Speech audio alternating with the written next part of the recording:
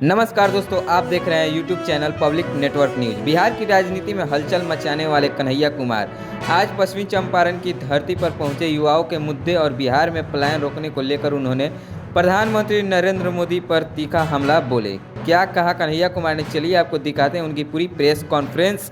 बेतिया से पंकज कुमार मिश्रा की रिपोर्ट। कहते हैं कि कहाँ तो तय था चिरागा हर एक घर के लिए, कहाँ चिराग मैसर नहीं शहर के।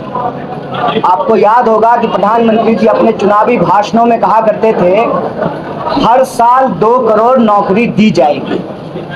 2 करोड़ नौकरी की तो बात छोड़ दीजिए, जिनको नौकरी मिल गई थी, भर्ती प्रक्रिया पूरी हो गई, प्रोविजनल रिजल्ट आ गया, उनको जो है आज तक नियुक्ति पत्र नहीं दिया गया है। प्रत्यक्षम किम प्रमाणम, हाथ कंगन को आरसी क्या, पढ़े लिखे को फारसी क्या, आप सब लोग समझदार लोग हैं, ये आपके सामने प्रत्यक्ष सबूत है।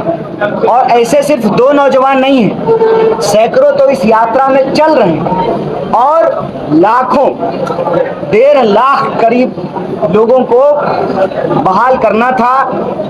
भर्ती प्रक्रिया पूरी हो गई, बस नियुक्ति पत्र नहीं दिया गया, सिर्फ नियुक्ति पत्र नहीं दी गई। और तीसरी बार सरकार बन गई है जो 2 करोड़ नौकरी देने का वादा किया गया।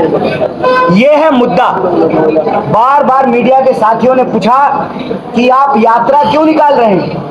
यात्रा हम नहीं निकाल रहे हैं, यात्रा इस देश का प्रभावित वर्ग निकाल रहा है। कौन है प्रभावित वर्ग? प्रभावित वर्ग वो है भारत दुनिया का 5वां, हर 5वां व्यक्ति भारतीय है, नौजवान है, जिसकी आबादी 55% नौजवानों की है। इतना नौजवान देश इतिहास में पहले कभी नहीं था, लेकिन उस नौजवान की हालत ये है।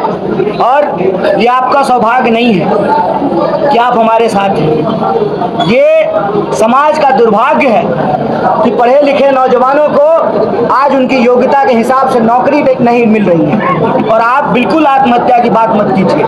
बिहार के एक कवि हुए मथुरा प्रसाद नवीन, उन्होंने कहा भूख से तरफ के मरवा काहे, मरने हो तो लड़के मरी जा, जुल्मी बढ़लो तहू बढ़ी जा, दुश्मन के छाती पर चढ़ी जा, भूख से तरफ के मरवा काहे, मरने हो तो लड़के मरी जा। आज मेहनत करके विद्यार्थी पढ़ाई करता है। विद्यार्थी ने तो ये सवाल पूछना बंद कर दिया कि हमको डिग्री 5 साल में क्यों मिल रही है, हमको योग्यता के हिसाब से नौकरी क्यों नहीं मिल रही है। जैसे तैसे खिचड़ी खा खा करके पटना में, बेतिया में, मोतिहारी में, मुजफ्फरपुर में, शिवहर में, सीतामढ़ी में, बेगूसराय में, मुंगेर में, भागलपुर में, तमाम जगह लोग करकट के मकानों में रहते हैं, लॉज में रहते हैं, खिचड़ी पकाते हैं, खाते हैं। क्या बोलते हैं बिहार में उसको, क्या खाए, डीवीसी, दाल भात चोखा। दाल भात चोखा खा खा करके विद्यार्थी जो है पढ़ता है, और जब एग्जाम देने की बात आती है तो प्रश्न पत्र लीक हो जाता है। खुदा न खास्ता अगर प्रश्न पत्र लीक नहीं हुआ, भर्ती की प्रक्रिया पूरी हो गई, तो नियुक्ति पत्र नहीं दिया जाता। ये यात्रा, आपने बार बार पूछा, ये यात्रा किस लिए है? ये यात्रा अन्याय के खिलाफ न्याय के लिए है। ये यात्रा नौजवानों के ऊपर जो अत्याचार हो रहा है, उस अत्याचार से मुक्ति के लिए है। ये यात्रा संघर्ष की यात्रा है। ये यात्रा समाज में जो व्याप्त नफरत है, जब आप नौकरियां नहीं दे पाएंगे तभी तो आप नौजवानों को आपस में लड़ाएंगे, धर्म के नाम पर उनके बीच में नफरत फैलाएंगे। और नफरत की आग में जो बिहार को जलाने की कोशिश की जा रही है, उस नफरत की आग को बुझा करके नया बिहार बनाने की यात्रा है। हमने बार बार कहा कि ये यात्रा बिहार के छात्रों और नौजवानों की यात्रा है। कांग्रेस पार्टी ठीक उसी तरीके से इतिहास को दोहरा रही है जैसे आजादी के आंदोलन में हुआ।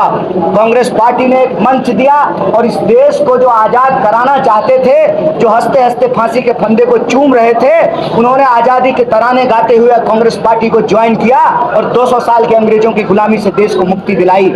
आज फिर से NSYO यूथ कांग्रेस एक मंच बना रहा है, संघर्ष का मंच, जिसमें जो प्रभावित युवा वर्ग हैं वो नेतृत्व करेंगे। ये इनकी यात्रा है, जिनके साथ अन्याय हो रहा है, उस अन्याय के खिलाफ ये न्याय की यात्रा है।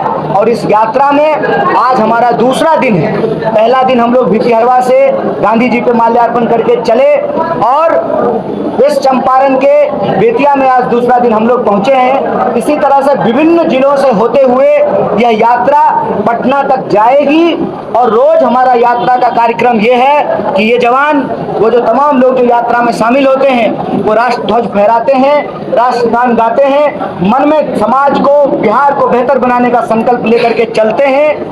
लंच ब्रेक है, इसलिए हम पत्रकार वार्ता कर रहे हैं, आप पत्रकार साथियों से बात कर रहे हैं। साथ ही साथ नौकरी और पलायन के मुद्दे के साथ जो लोकल मुद्दा है, उन मुद्दों को भी हम आपके माध्यम से उठाने का कोशिश करेंगे। जैसे जब हम यात्रा लेकर के चल रहे हैं तो कई सारे साथी आए और यहाँ का लोकल मुद्दा बताया। कई लोगों ने कहा कि हमारे यहाँ जो बंद चीनी मिल है उसको चालू करने की कोशिश की जानी चाहिए। जो वहाँ का लोकल मुद्दा है उसको भी हम लोग रेज करेंगे।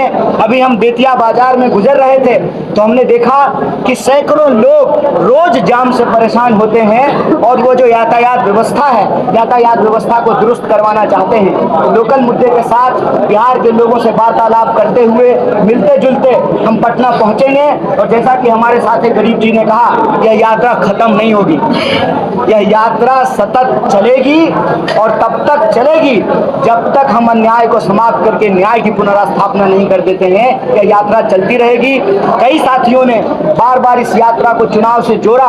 हमने कहा कि चुनाव से हमारा वास्ता इतना है कि हम चाहते हैं कि कोई भी पॉलिटिकल पार्टी जब चुनावी घोषणा पत्र तैयार करे तो इन नौजवानों को मुद्दों को, नौकरी के मुद्दे को, पलायन के मुद्दे को प्रमुखता से उसमें शामिल कराए। चुनाव से हमारा सिर्फ इतना ही नाता है, बाकी देश में चुनाव होता रहता है, लोकतंत्र आबाद रहे, चुनाव जिंदाबाद रहे, चलता रहे, लेकिन देश के लोगों से बनता है। और इस देश की जो 55% आबादी है वो नौजवान है। उनके भविष्य को अंधकार में डाल करके बेहतर देश का निर्माण नहीं हो पाएगा। इसीलिए उनको न्याय दिलाने के लिए, बेहतर बिहार बनाने के लिए ये यात्रा हम लोग कर रहे हैं। आप तमाम मीडिया के साथी, प्रिंट मीडिया के लोग, इलेक्ट्रॉनिक मीडिया के लोग, डिजिटल मीडिया के लोग बड़ी संख्या में यहाँ उपस्थित हुए।